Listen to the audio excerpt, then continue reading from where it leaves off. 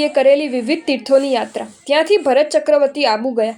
ત્યાં ભૂત, ભવિષ્ય અને વર્તમાન કાળના અરહંત પ્રભુના પ્રસાદો તેમણે કરાવ્યા। સર્વ ઠેકાણે પોતપોતાના દેશથી પોતાના ભાઈઓના પુત્રો ભરતેશ્વરને મળવા આવતા હતા। તેઓને જોઈ હર્ષ પામતા ભરતે તેઓને પ્રીતિદાનથી પ્રસન્ન કર્યા। ત્યાંથી ધીરે ધીરે પ્રયાણ કરતા અને આગળ ચાલતા સર્વ તીર્થને નમતા, સ્થાને સ્થાને મહોત્સવ કરતા, દીનજનોનો ઉદ્ધાર કરતા।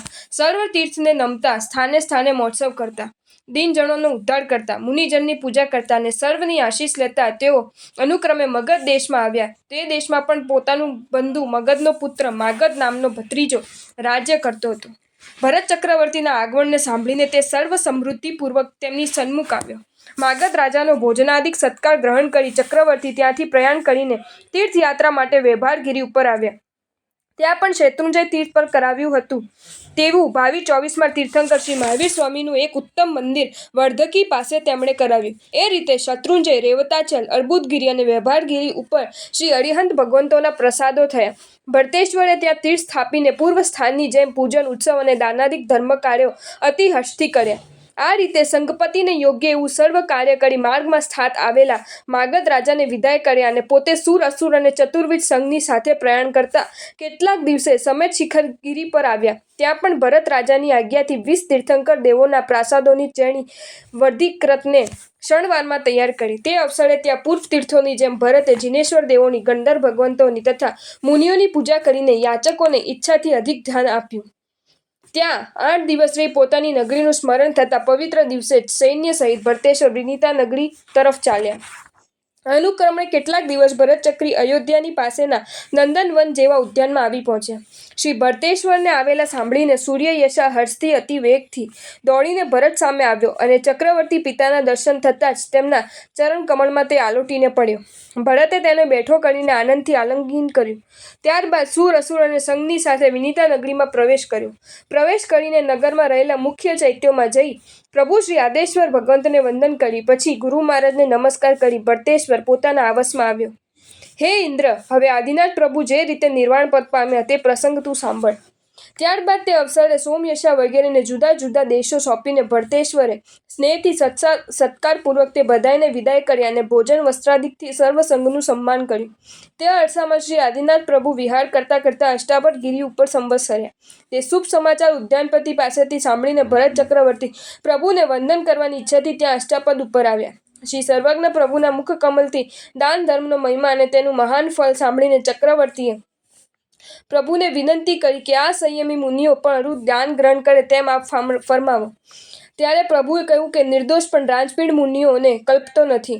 આ સાંભળી ભરતે કહ્યું, સ્વામી, આ જગતમાં મહાપાત્રરૂપ તો સંયમી મુનિવરો છે, તેમને મારું દાન નહીં કલ્પે તો મારે શું કરવું? તે અવસરે દીન બનેલા ભરતને આશ્વાસન આપતા ઇન્દ્રે કહ્યું, હે રાજા, જો તમારે દાન આપવું હોય તો ગુણોમાં ઉત્તમ સાધુ ભગવંતો પછી પાત્ર તરીકે ગણાતા સાધર્મિક શ્રાવકોને તમે દાન આપો।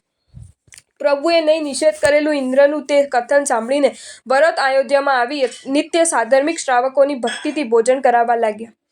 ત્યાં આવું મહાભોજન થતું સાંભળીને ઘણા લોકો ભોજન કરવા આવવા લાગ્યા। તે જોઈ રસોઈયાને ભરત રાજાને કહ્યું કે સ્વામી, આ શ્રાવક છે કે નહીં એવા ભેદ અમારાથી થઈ શકતા નથી। તે સાંભળી ચક્રવર્તીએ શ્રાવકોના કંઠમાં કાકીની રત્નથી રત્નત્રયની નિશાની તરીકે દક્ષિણોત્તર 3 રેખાઓ કરી। તમે કામ, ક્રોધાદિ શત્રુઓથી જીતાયો છો। તમારા માથા પર કર્મ રાજાનો મહાભય વર્તી રહ્યો છે, માટે તમે તમારા આત્માને માં હણો અર્થાત મહાન અને દરરોજ પ્રાતઃકાલે તે શ્રાવકોને ભરત ચક્રવર્તી પોતાને સૂચના કરવા માટે કહેતા। તે મુજબ તે શ્રાવકો નિરંતર ભરતેશ્વરને જાગ્રત કરતા હતા। તે સાંભળીને ચક્રવર્તી પોતાનો પ્રમાદ ત્યાગ કરતા એટલે ત્યાંથી 3 રેખાઓથી અંકિત થયેલા શ્રાવકો મહાન = બ્રાહ્મણ નામથી પૃથ્વીમાં પ્રખ્યાત થયા। ત્યારબાદ ભરતે અરહંત, યતિ અને શ્રાવક ધર્મના 4 વેદો તે શ્રાવકોને ભણાવ્યા। ભગવંત આદિનાથથી જેમ ધર્મ પ્રવર્ત્યો તેમ ભરત રાજાથી સાધાર્મિક વાત્સલ્યનો ધર્મ પ્રવર્ત્યો। આ બાજુ શ્રી ઋષભદેવ ભગવાને ચતુર્વિધ સંઘની સ્થાપના કર્યા પછી 1,85,000 અને 650 મુનિઓ, 3 લાખ સાધ્વીઓ અને 3,50,000 શુદ્ધ સમ્યક્ત્વધારી શ્રાવકો અને 5,54,000 શ્રાવિકા, આ પ્રમાણે શ્રી ઋષભદેવ પ્રભુના ચતુર્વિધ સંઘનો પરિવાર હતો। ત્રણ જગતના પ્રભુ શ્રી ઋષભદેવ સ્વામી 1 લાખ પૂર સુધી વ્રત પાળ્યા પછી પોતાનો મોક્ષકાળ સમીપ જાણી અષ્ટાપદ પર્વત ઉપર પધાર્યા. ત્યાં શુદ્ધ પ્રદેશમાં 10,000 મુનિઓની સાથે જગત પ્રભુએ અનશન વ્રત ગ્રહણ કર્યું.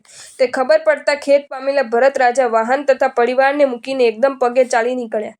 પોતાની પાછળ દોડતા સેવકોને પણ દૂર છોડતા અને અશ્રુને વરસાવતા તથા કાંટા વગેરે નહીં ગણકારતા અષ્ટાપદ પર્વત ઉપર આવ્યા. ત્યાં પર્યાકાંશને બેઠેલા સર્વ ભરત ઇન્દ્રોને આશ્રમને રૂંધીને રહેલા શ્રી ઋષભદેવ પ્રભુને જોઈને અશ્રુજલથી યુક્ત ભરતે પ્રભુને વંદન કર્યું.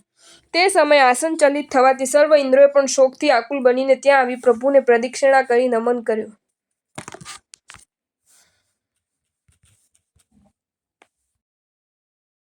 જો તમને આ વિડીયો ગમ્યો હોય તો આ વિડીયોને લાઈક કરો અને મારી ચેનલ જૈન ફેક્ટ્સ એન્ડ સ્ટોરીઝને સબસ્ક્રાઈબ કરો. ધન્યવાદ.